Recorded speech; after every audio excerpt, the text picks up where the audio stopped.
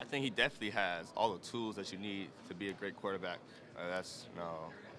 Between the ears, like you said, or the arm talent is definitely there. But I think with CJ, he's such a great leader. He connects with everyone on the team, from whether a starter to a walk-on that probably no one else knows on the team. He has a relationship with them too. So I think that's what makes CJ such a great person to be around, and definitely a leader of this team. Absolutely. That was my first start too, as a college player in the Rose Bowl. So all the expectations and pressure was there for me, just given that was my first start. But I think definitely helped me prepare for not only this season, but this moment as well, just playing in such a big stage like that. I'm not a big rah-rah guy, or I have a different way of leading, and I think my teammates know that about me.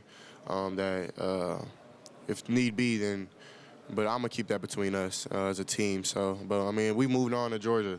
They're a really good team, and if you harp in the past and you don't really lock into what you're doing in the moment, you have to really be in your shoes and really appreciate where you're at. Like, looking around, like, I'm really here right now, like, I'm blessed. So whatever happened a month ago, it was an L, but I look at it as a lesson. If you either learn from lessons or you don't, and if you don't learn from it, then I'll count that as a loss. So, I mean, hopefully that we learn from this lesson that we had a month ago, and just try to be better. And I definitely think that's all you can do. So are we a little angry about how people are counting us out and things like that? To me, I'm actually not surprised. And of course it does make you a little angry, and does make you like, well, y'all weren't saying these things the month prior to that. So at the end of the day, we're blessed, and I'm breathing. I'm sitting here breathing with my two nostrils, listening to y'all with my two ears, talking with my mouth and my tongue. So it's some kids in the hospital that can't get up right now. It's people in countries that don't have clean water, and we're talking about a football game. You know what I mean? So, and it's very important. I take it very serious. It's my life. I get up every day and work my tail off for that. But at the end of the day, it's a game, and I try to do more and inspire people than. But at the end of the day, we do have a job to do, and people do take Ohio State football very serious, and I think we do too, because we get up every morning and live this life for real. So. Is your team locked in? Yeah, for sure. We've been locked in since really, what was that, November 27th. So it's really been a blessing just to kind of have an awakening call. I think preparations have been excellent. I think the practices have been excellent. Our guys, we got down here Christmas night. It was good to get down here early. Had a good practice Monday. 2 really physical practices the last 2 days. We'll have a really good practice today and good preparation here as we head into meetings this morning. But all the focus is just playing, the fastest and most violent game we played all season here, Saturday night, 8 o'clock. Jack Sawyer said, I think our team, I think our defense is pissed off. And that's the kind of attitude you want right now? Well, they should be, and we all should be. We know, what we need to do in this game to win. And that's kind of the way that this month has been for a lot of us. At practice every day, there's been an edge.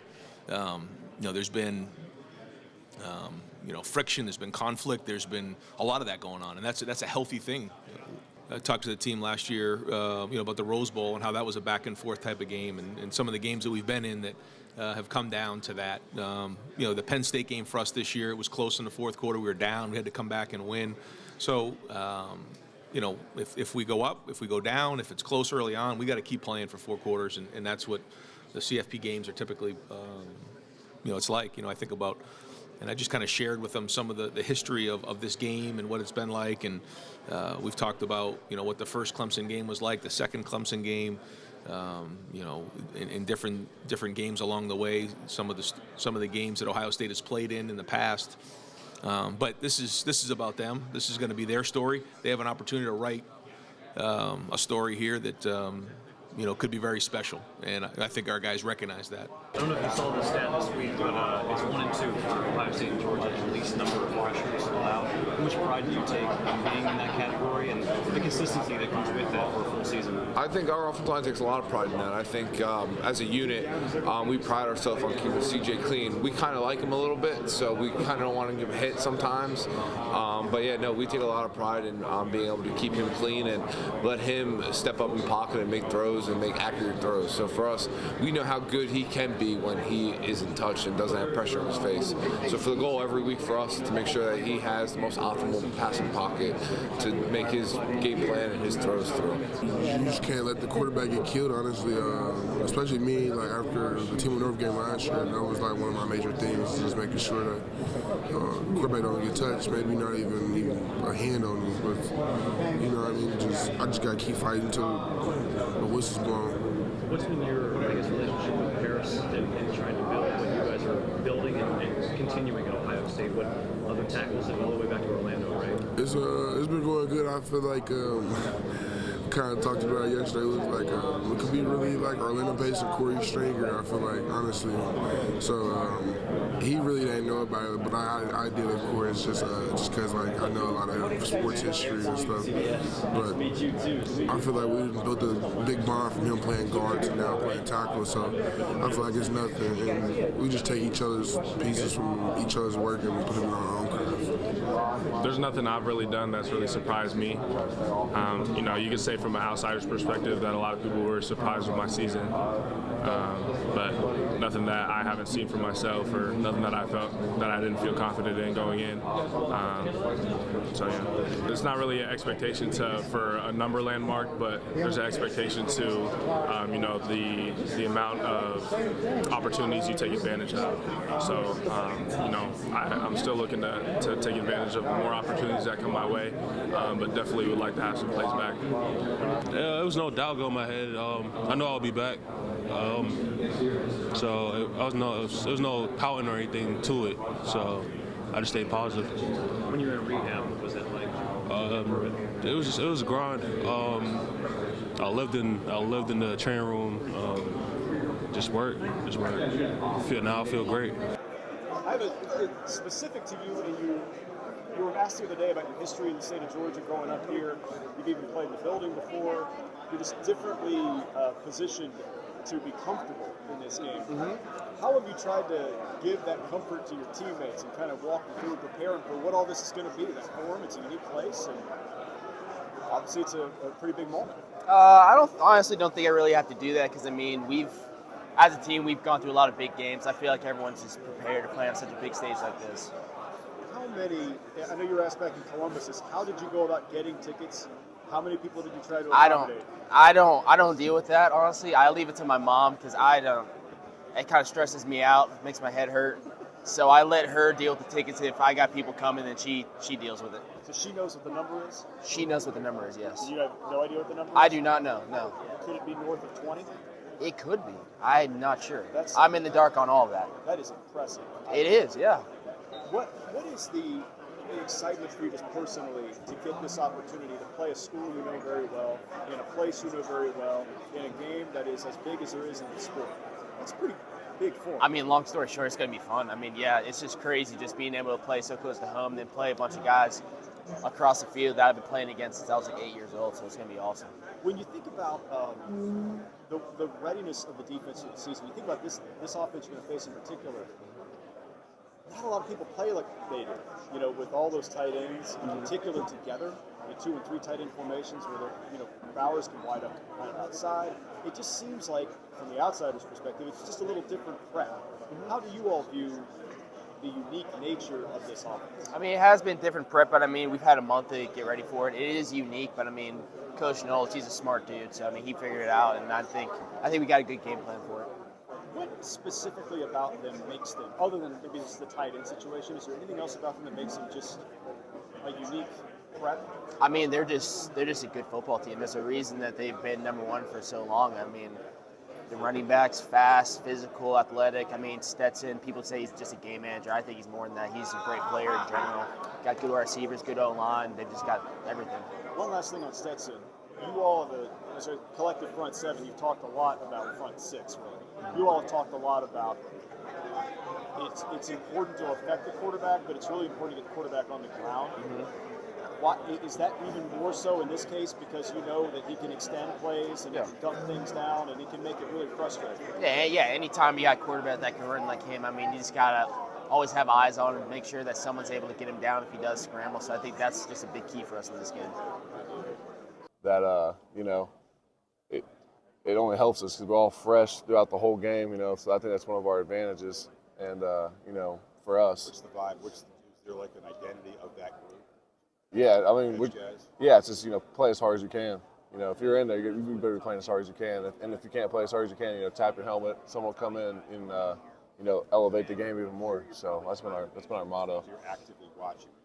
You're trying to keep eyes on the attackers. What are they doing? Yeah, how they set, what they do with their hands. You know, what kind of moves they're susceptible to. So, you know, when we're on the sidelines and when the guys come off the field who are in, you know, we're always giving each other feedback. So when the next guy goes in, they know what to do. I mean, they win the line of scrimmage. They have different ways to win games. That's been a big emphasis for you guys, really on both sides of the ball, physicality and not losing the line of scrimmage. What's been the talk for a month about facing Georgia? Right. It's always about physicality up front. You know, they obviously got a really phenomenal offensive line and defensive line, of course. And so it's going to be a good matchup on both sides of the ball for our O-line and for our D-line. Like I said yesterday, you know, I think Georgia's offensive line is one of the most athletic in the country too, and they do a great job of getting them out in space and getting downfield on screens and other sort of plays like that. So really, when it comes down to a matchup game like this, it's just about physicality and executing. Related to that, you all have been among the best in the country affecting a quarterback. How critical is it in this game because of his escapability, the way he can dump it off the tight ends, that kind of thing? Get him on the ground. How that subtle little difference seems to be a pretty massive thing. Yeah, you know, it's, you know, getting a quarterback on the ground, you know, sometimes isn't as easy as it seems. You know, definitely a guy like Stetson Bennett, who's so good at being able to escape, you know, situations where you think he's 100% going to be taken down. So we just got to do a good job, you know, rushing to his upfield shoulder and making sure when we do get an opportunity to get him on the ground. You know, it's just the only thing you can say. And, you know, because we know if we let him out and he's got a lot of time outside the pocket, he's probably going to find somebody downfield because he's so smart. And they got great receivers and tight ends. So we just got to get him on the ground. Was McCarthy good prep for that? I mean, yeah. I mean, I think you can see similarities in the players. JJ's obviously, you know, talented with his feet too, and makes good plays outside the pocket. So I mean, I guess you could say that, yeah. Knowing that a number 14 can win it all, does that enter into your head at all? Or yeah, we definitely have talked about it. That's what we got right now, but that's not really our objective. Our objective is just go in there, execute hard, play hard, do everything right, and play for each other. So yeah. Thank you. Denzel, how do you view the whole season? I mean, you had injuries to deal with, expectation to deal with, which is new, coming off, you know, having a good freshman season. How do you view the way start to finish this is going? Yeah, first half of the season probably wasn't what I expected, but really glad how I fought through the season. I feel like I really had a good second half of the season. You know, it's part of God's plan. Probably wanted me to see a lot of things, you know, and it's really helped me grow into a man, and really just excited for the opportunity we have Saturday to really finish off strong. When you look at this game, it's interesting because they're not a team that's necessarily known for chucking it everywhere across the field, but the way they do it's different. They use tight ends a lot. They get different people involved in the pass game than maybe some teams you would face in the past. As a corner, how do you prepare for that? How different is it to prep for that? Yeah, the film study is really important, and really got to be really top-notch on the details. They're a good team. Really a lot of eye discipline things. Really just got to be on my P's and Q's. What's your There's a difference between excitement and confidence. Yeah. How confident do you think the team is? Oh, we're extremely confident. We've been practicing hard all month, putting the chips in, putting the keys in, and I feel like we're ready. So, yeah. Where does that come from? Where does that ready? Is it just from you look around and you see the talent, or is there something you've specifically seen since the end of November that makes you think there's a different? I feel like all the things we went through this year, especially the last game, I just feel like we have a big chip on our shoulder. I can see it in practice. We've been practicing hard, and we really want to just finish strong and do it for the city of Columbus. Thanks, man. Appreciate it. You Got it. Where we run that. Can you run me through the start to the finish of your season? You have massive expectations for yourself. You're a really talented player. You know that. You know what you've done in your career. Yes. This seems to be like, for a lot of guys, it seemed to be one of those seasons that went kind of like this. You know, you had injuries to fight through and things that you just can't anticipate. How do you, look at the way you perform? I mean, I think when I was out there, I performed at at a really good rate. I can't look at the injuries and try to like hold that against me or do like that because you look back on the past and I mean injuries part of the game. So there's just different obstacles in the road. I mean, of course the season will be up and down, but that's just the way the game is. I'm wondering, in the month since the end of the season, you all have sort of rejuvenated. You've talked a lot about that. I'm wondering where you think that comes from, how you get back up. When you have a setback, you want to win, you get back up. You get back up and you figure it out. How did you all figure it out? We had to really had to really criticize ourselves and go into detail about things that we did incorrectly, things we did good, and just try to push each other harder in different ways that we never did before. For yourself, when you look at that game, obviously there's one big play that stands out for people, but you clearly, that's one play in a season. Yeah. I mean, it's one blip. When you look at the way that you have rebounded with your confidence, with your self-belief, with your intensity, how excited are you to be on the field Saturday and kind of maybe even shut some people up? I don't know. Oh yeah, I'm excited. One play doesn't define someone's career. That's what a lot of people don't understand, and they try to hold that one play against you. But I don't really care what they say, so I just want to go out there and play hard as I can. So, what does this represent to you? Like in your athletic history, coming here, you came from St. Louis, and were exactly born and raised in Ohio, but you adopted Ohio, and now you got a chance to pay this off in a pretty big way. I'm wondering how your life has changed over the last few years, being a part of this and going through this experience. I mean, it's a blessing, it's an opportunity that many people can't experience, and I'm just blessed to be able to do it. And I'm trying to get to my goal, and that's to win a national championship, and that was my goal since I got here. So that's what I want to do. Good deal. One last thing about Georgia, when you look at the way that they pass the ball, it's different than a lot of other teams. They use the tight ends so much, and they use 2, even 3 of them, sometimes in the same formation. I'm just wondering how you guys on the outside as corners, you getting ready to play them, and the way that they attack you through the air, it's just a little bit different, right? Can you walk me through why it is? I mean, it's a little different. I mean, they got bigger guys out there instead of just a skilled receiver. So, I mean, we just want to approach it like any other week. Just got to just be detailed and just attack them more than they attack us. Good deal. Thanks, man. Appreciate your help with that. Just team guy. Okay. I love him. Again, I've known him since he was 16 years old, recruiting him when he was up in Akron. But I love that kid. He brings a certain level of maturity, not just to the room, but I think to our locker room. Okay. I mean, I love. He's got this unbelievable, infectious attitude of, I can kind of get riled up in moments, and he's the one guy who kind of comes, hey, really, yeah, okay, really, yeah, not you, him, but you, I know. But no, he does a great job of being that. Hey, he's really, really level-headed that way, and very upbeat and positive all the time, and he's been a joy to have in the room and a joy to coach. Obviously mine wasn't himself in that game. What made you say the chip's ready for this? Let's go. Again, you're talking about a guy that's very mature. Yep. He's played in games. He's played in big games. And again, you watch him practice. It's okay. Here we go. And when your number's called, you got to be able to perform.